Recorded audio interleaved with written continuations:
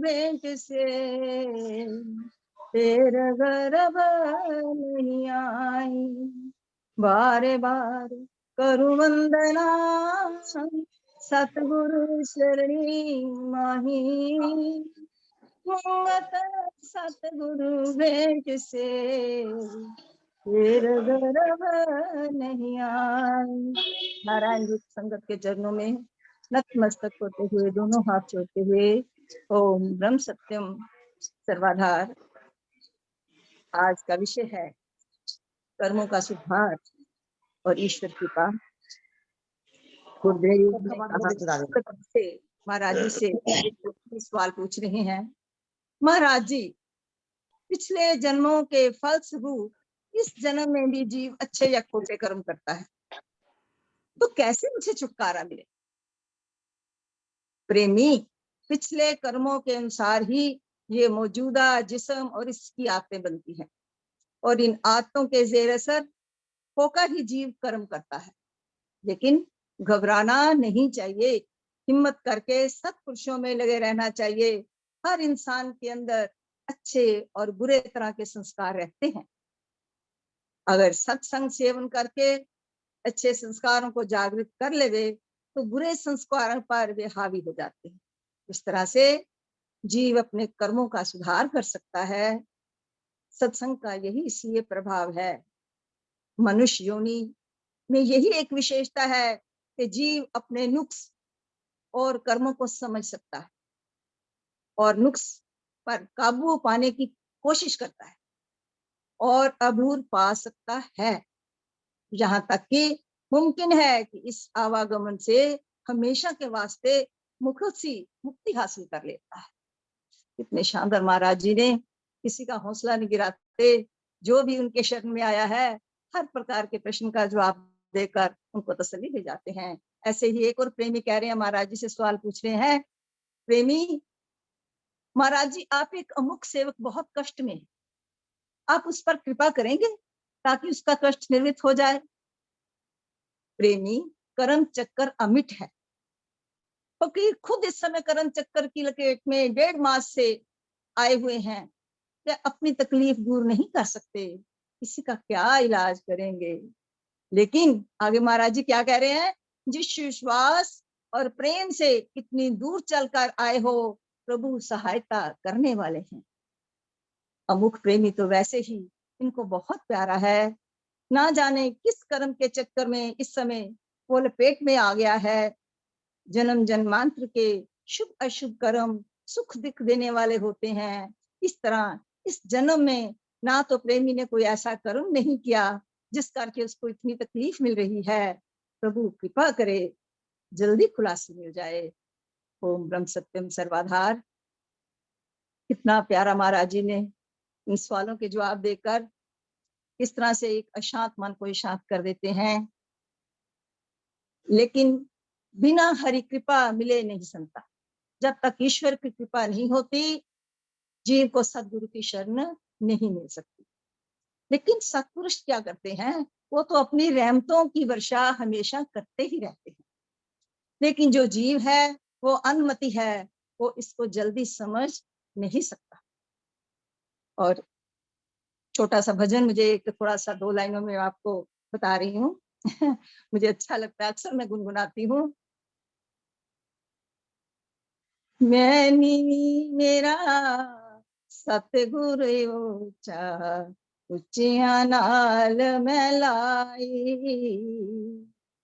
Many मेरा सतगुरु ऊंचा उचिया नाल मैं लाई, सदके मैं जावायो ना उचिया तो जिना नीवेया नाल निभाई, सदके मैं जावायो ना उचिया तो जिना नीवेया नाल निभाई, जे मैं देखा कर्म अपने कुछ नहीं मेरे पल्ले, जे मैं देखा रहमत तेरी साढ़े पाग सवले, मेरी नैया डूब रही थी, ऊपरों रात अंधेरी, सतगुरा ने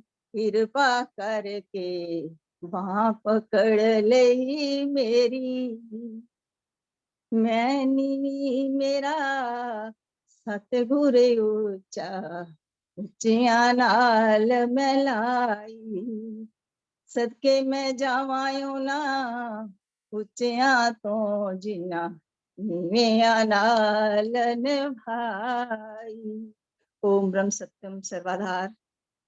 अब वाणी के आधार पर अपने कर्म चक्कर को लेते हुए महाराज जी की जो अमृतवाणी है, अपनी तुच्छ बुद्धि द्वारा कुछ समझ के मुताबिक कहने का प्रयास कर रही हूँ।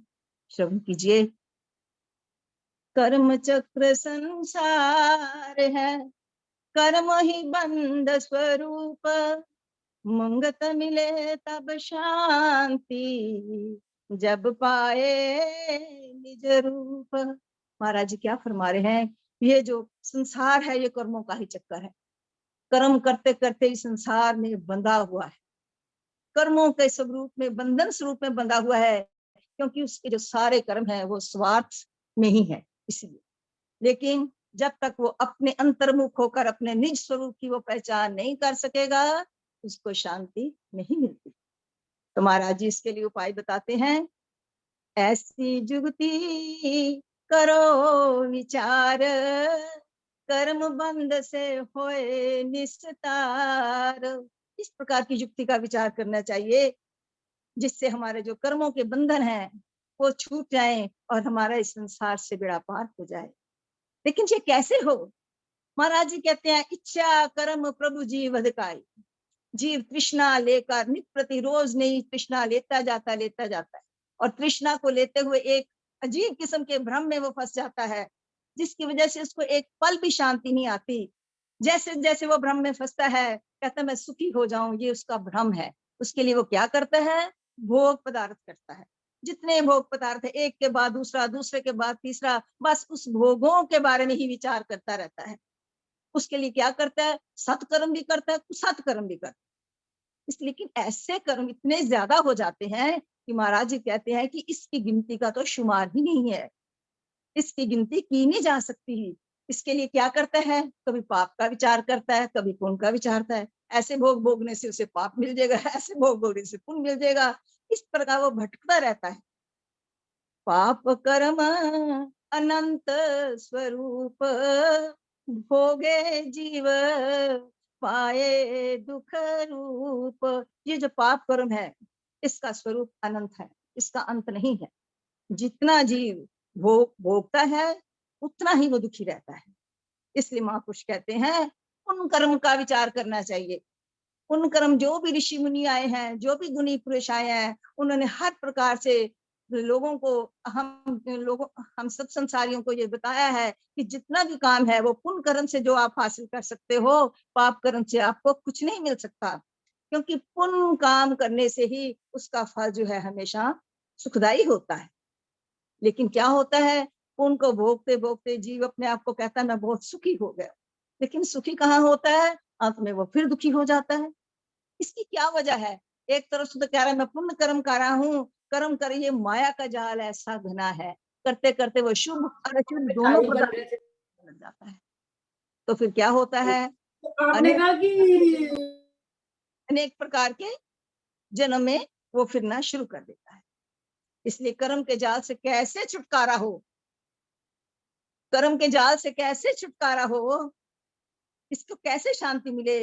ये पाप पुण्य कर्म जो है बहुत बांध के हम करते हैं, जैसे यज्ञ करते हैं, दान करते हैं, तपस्या करते हैं, लेकिन जो मन है हमारा अभिमानी रहता है।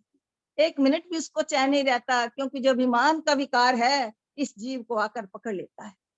कर्ता भाव परम दुखिता, क्योंकि जो भी हम काम करते हैं इसमें हमें अभिमान आ जाता है। मैं कर्ता की भावना जो है हमेशा जो जीव को दुख देती है। सुख से दुख, दुख से सुख पाई। हम सोचते हैं कि जो भी हम करते हैं हमें सुख मिलेगा, भोगों को लेकर हम सुखी हो जाएंगे, लेकिन भोगों को लेकर कोई भी सुखी नहीं होता, दुख हमारे साथ साथ होते हैं। ये दुस्तर माया का ये जंजाल है, ये जो द्वंद्व विकार है, जो जीव को हमेशा अशांत रहता है, जिधर सुख है, दुख है, यश है, अपयश है, ये इस तरह जो इंसान है हमेशा भटकता रहता है। दिन रात उसको चैन नहीं आता। इस चैन को, इस शांत को करने के लिए महाराज जी कहते हैं, जी बहुत ज्यादा ज्ञानियों की बातें करता है, अपनी तरफ से बहुत ध्यान लगाता है, लेकिन अंतर्मुख नहीं होता, जिससे उसकी मन की मैल जो है उतर नहीं सकती। इच्छा से कर्म, कर्म से वो, जितनी वो इच्छा रखता है, उस इच्छा के मुताबिक वो कर्म करता है।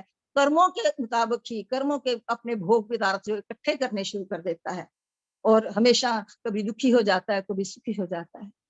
अनेक जूनी धर कर्म कमाई, इस तरह कई प्रकार की जूनियों करके जूनियों में आता जाता है और अपने कर्मों की कमाई करता रहता है, लेकिन मन को एक मिनट भी उसको चैन नहीं मिलता। इसलिए सत्पुरुषों ने हमें एक युक्ति बतलाई है।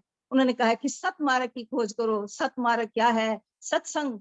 सत्संग में आओ, सत्संग में आकर जो कथा है, उस कथा को समझो, मनन करो और अपने जीवन में उसको धारण करो।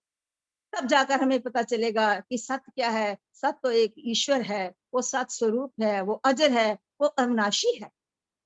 उसको काल कर्म जो है उसकी फांसी भी नहीं पकड़ सकती। जो वो ईश्वर है वो अनंत स्वरूप है, घट घट समाया हुआ है। सारे संसार की वो जो रचना है वो ही रचा रहा है, वो उसी का खेल है। इसलिए उसी की भक्ति करने से सब प्रकार की मुसीबतों से छुटकारा हो सकता है, और अपना ये जो दुस्तर माया का जाल है उससे भी वो छूट जाएगा। इसलिए जितने भी महापुरुष हुए, किसकी महिमा जिस जन गाए, जिन्होंने भी उस ईश्वर की महिमा का गायन किया, वो निकर्म हो गए, वो इस ईश्वर में, उस परम सत्ता में लीन हो गए। इसलिए लास्ट दोहे में महाराज जी फरमाते हैं, माया जाल से छूटिए जब ध्याये प्रभु नाम, मंगत सत प्रकाश में जीव लवे विश्राम। ये माया का जाल जो है ये बहुत घना है, बहुत खौफनाक है। इसे हमें छूटना है। इसको छूटने के लिए हमें ईश्वर के नाम का सिमरन करना है, उसका ध्यान लगाना है। तब जाकर उस सत्य जो प्रकाश है, असत से सत्य की तरफ जा सकेंगे, अंधकार से प्रकाश की तरफ से जाएंगे, और जो जीव है उसको मुक्ति का रास्ता मिलेगा और आवागमन से उसका छुटकारा हो जाएगा। इसलिए हम ईश्वर से प्रार्थना करते हैं, गुरु महाराज हम सब पर कृपा करें, ताकि हम अपने कर्मों का सुधार करते हुए अपने जीवन का जो लक्ष्य है उसको हासिल कर सकें। ओम ब्रह्म सत्यम सर्वाधार। और कोई गलती हो गई हो क्षमा करें। ओम ब्रह्म सत्यम सर्वाधार।